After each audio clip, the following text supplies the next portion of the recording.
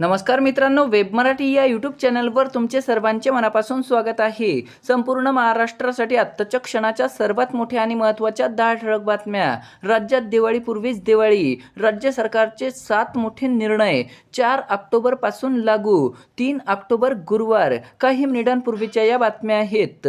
या संदर्भात सविस्तर माहिती या व्हिडिओत जाणून घेऊया। तत्पूर्वी तुम्ही वेब मराठी या यूट्यूब चॅनलवर नवीन असाल तर खाली दिलेल्या लाल रंगाच्या सबस्क्राईब बटनावर क्लिक करा आणि समोरील बेल आयकॉन क्लिक करा, जेणेकरून अशाच प्रकारचे नवनवीन आणि माहितीपूर्ण व्हिडिओ तुमच्यापर्यंत सर्वात आधी पोहोचतील। तर चला काय बातम्या आहेत सविस्तर जाणून घेऊया। तर बघा, या ठिकाणी पहिली मोठी बातमी, विधानसभेच्या सार्वत्रिक निवडणुकीची सर्वच राजकीय पक्षांनी जोरदार तयारी सुरू केली आहे। राज्यातील निवडणूक यंत्रणेची तयारी ही अंतिम टप्प्यात पोहोचली आहे। जम्मू काश्मीर आणि हरियाणा विधानसभा निवडणुकीच्या निकालाची घोषणा झाल्यावर 2च दिवसामध्ये 10 ऑक्टोबरला केंद्रीय निवडणूक आयोगाकडून महाराष्ट्र आणि झारखंड विधानसभा निवडणुकीची घोषणा होण्याची शक्यता आहे। त्यानंतरची मोठी बातमी बघा, भाराभर घोषणा व निर्णय घेऊ नका। राज्याची आर्थिक परिस्थिती किती चिंताजनक परिस्थितीला पोहोचली आहे हे तुम्हाला माहिती आहे का? राज्य सरकारी कर्मचाऱ्यांचे पुढच्या महिन्याचे वेतन देता येणार की नाही याबद्दल मला आज खात्री देता येत नाही, आणि चालू महिन्याचा पगार तरी देता येणार का याबाबत मला शंकाच आहे, अशा शब्दामध्ये अजित पवारांनी सोमवारी मंत्रिमंडळाला सुनावले। पवारांनी गेल्या मंत्रिमंडळ बैठकीतही अंथरूण पाहून हातपाय पसरण्याचा सल्ला दिला होता। त्यानंतरची मोठी बातमी बघा, मुख्यमंत्री एकनाथ शिंदे यांची मोठी घोषणा। मुख्यमंत्री लाडकी बहीण योजनेतून 1,500 रुपये मिळत आहेत। ते बाजारपेठेत येत असल्याने अर्थव्यवस्था मोठी होणार आहे। पंतप्रधान नरेंद्र मोदी यांचे $5 ट्रिलियन व आपल्या राज्याचे $1 ट्रिलियन स्वप्न लाडक्या बहिणींमुळे पूर्ण होणार आहे। त्यामुळे लाडक्या बहिणींना लखपती केल्याशिवाय हे सरकार गप्प बसणार नाही। या योजनेप्रमाणे आता लाडक्या बहिणींसाठी मुख्यमंत्री सुरक्षित बहीण योजना सुरू करणार आहे, अशी घोषणा मुख्यमंत्री एकनाथ शिंदे यांनी केली आहे।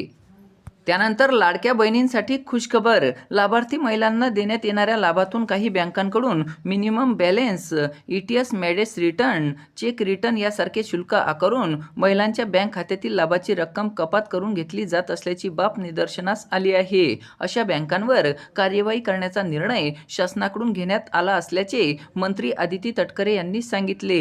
काही पात्र महिलांच्या बँक खात्याला आधार सीडिंग नसल्याने लाभ मिळत नाही। याबाबत अंगणवाडी सेविका मदतनीस यांच्या मदतीने दिनांक 2 ऑक्टोबर ते 7 ऑक्टोबर या कालावधीमध्ये विशेष मोहीम राबवावी, अशा सूचना प्रशासनाला देण्यात आल्याचेही त्यांनी सांगितले। त्यानंतर लाडक्या बहिणींसाठी मोठी बातमी, महायुती सरकारने सुरू केलेली माझी लाडकी बहीण योजना महाविकास आघाडीचे सरकार आल्यावर बंद होणार असल्याचा आरोप सत्ताधाऱ्यांकडून करण्यात येत आहे। त्यावर काँग्रेसचे प्रदेशाध्यक्ष नाना पटोले यांनी कोणताही आडपडदा न ठेवता थेट भाष्य केले आहे।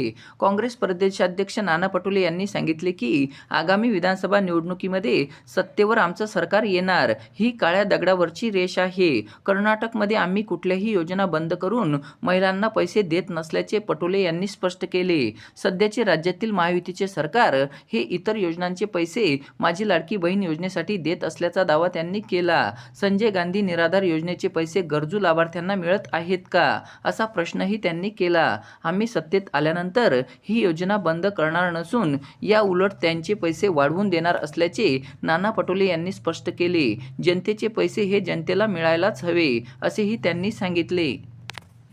त्यानंतरची मोठी बातमी बघा, काही दिवसांपूर्वी लाडकी बहीण योजनेचा 3रा हप्ता जमा झाला। काहींच्या खात्यात ही रक्कम जमा लवकरच होईल। नोव्हेंबर महिन्यात विधानसभा निवडणुका होण्याची शक्यता आहे।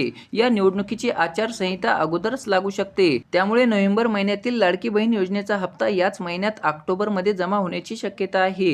ही भाऊबीजेची ओवाळणी अनेक बहिणींचा आनंद द्विगुणित करणारी आहे। दिवाळी त्यामुळे धूमधडाक्यात साजरी होईल। महिलांना ऑक्टोबर आणि नोव्हेंबर महिन्याचे 2 हप्ते याच महिन्यात जमा होण्याची शक्यता आहे। उपमुख्यमंत्री अजित पवार यांनी भाऊबीजेची ओवाळणी बहिणीच्या खात्यात जमा करण्याचा शब्द दिला आहे। त्यानंतर बघा, या योजनेच्या कोट्यवधीचा निधी राज्यातील महिलांच्या खात्यात जमा करण्यात आला आहे. या योजनेमध्ये सहभागी होण्यासाठी सुरुवातीला महिलांची मोठी तारांबळ उडाली. त्यांना कागदपत्रे जमा करावी लागली. त्यानंतर बँकेत ज्यांची खाती नव्हती ती उघडावी लागली. यापूर्वी ऑगस्टपर्यंत या योजनेत सहभागी होण्याची मुदत होती, ती 30 सप्टेंबरपर्यंत वाढवण्यात आली होती. आता ही मुदत अजून वाढवली जाण्याची दाट शक्यता आहे. त्यामुळे ज्या महिलांचे बँक खाते उघडले नाही, एखादं कागदपत्र कमी पडल्याने त्यांना लाभ मिळाला नसेल, तर आता त्या महिला योजनेचा लाभ घेऊ शकणार आहेत. त्यानंतरची मोठी बातमी बघा, लाडकी बहीण योजनेने सध्या राज्यात धुमाकूळ घातला आहे. ही योजना महिला वर्गात सर्वात लोकप्रिय ठरली आहे. या योजनेवर काही भाऊरायांनी पण डल्ला मारला आहे. अर्थात ही घुसखोरी उघड झाली आहे. त्यातच आता राज्य सरकारने एक मोठी खेळी खेळली आहे. या योजनेचे 3 हप्ते जमा झाले आहेत. महायुती सरकार विधानसभेच्या रणधुमाळीमध्ये अर्धी लढाई अगोदरच जिंकण्याची तयारी करत आहे. त्यानुसार दिवाळीपूर्वीच नोव्हेंबरचा हप्ता जमा करण्याची तयारी सुरू असल्याचा दावा करण्यात येत आहे. ऑक्टोबर महिन्याच्या अखेरीस दिवाळीचा धूमधडाका असेल. त्यातच आता लाडकी बहीण योजनेचा हप्ता मिळणार असल्याने दिवाळीचा गोडवा वाढणार आहे. तरची मोठी बातमी बघा, राज्य सरकारी कर्मचाऱ्यांना दिवाळीपूर्वीच गोड बातमी. राज्यातील निवृत्ती वेतनधारक कुटुंब निवृत्ती वेतनधारकांना सेवानिवृत्ती उपदान, मृत्यू उपदानाची मर्यादा 14 लाखांवरून वाढवून 20 लाख रुपये करण्याचा निर्णय सोमवार दिनांक 30 सप्टेंबर रोजी मंत्रिमंडळ बैठकीत घेण्यात आला.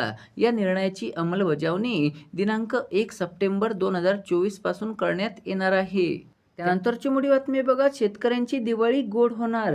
राज्यातील फळपीक विम्याचे गेल्या वर्षीचे पैसे मिळण्यासाठी शेतकऱ्यांकडून सातत्याने मागणी होत होती. आगामी विधानसभा निवडणूक डोळ्यासमोर ठेवून पुढील महिन्यात या योजनेअंतर्गत विमा संरक्षण घेतलेल्यांना 814 कोटी रुपयांचे वाटप केले जाणार आहे. त्यामुळे राज्यातील शेतकऱ्यांची दिवाळी गोड होणार आहे. त्यानंतर रेशन कार्ड धारकांसाठी मोठी बातमी. नवरात्रीनिमित्त राज्यातील सर्व शिधापत्रिका धारकांना 2 किलो मैदा आणि 1 किलो साखर भेट म्हणून देण्याची घोषणा त्यांनी केली आहे.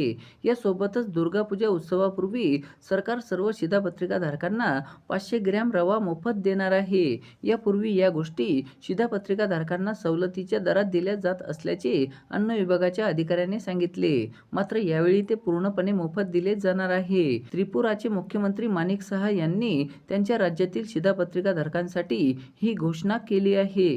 त्यानंतरची मोठी बातमी बघा, राज्यात पुन्हा शिक्षक भरती. राज्य सरकारने राज्यातील शिक्षकांसाठी आनंदाची बातमी दिली आहे. राज्यात विशेष शिक्षक पदाची निर्मिती करून या अंतर्गत 4860 पदांची भरती करण्यात येणार असल्याचा निर्णय आज सोमवारी झालेल्या मंत्रिमंडळ बैठकीत घेण्यात आला.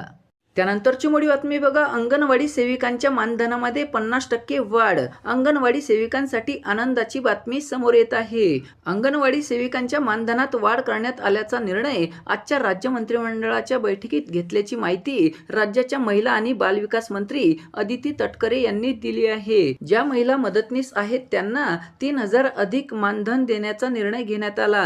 तर अंगणवाडी सेविकांना 10,000 रुपये मानधन मिळत होते. त्यामध्ये आता 5,000 अधिक मानधन मिळणार आहे.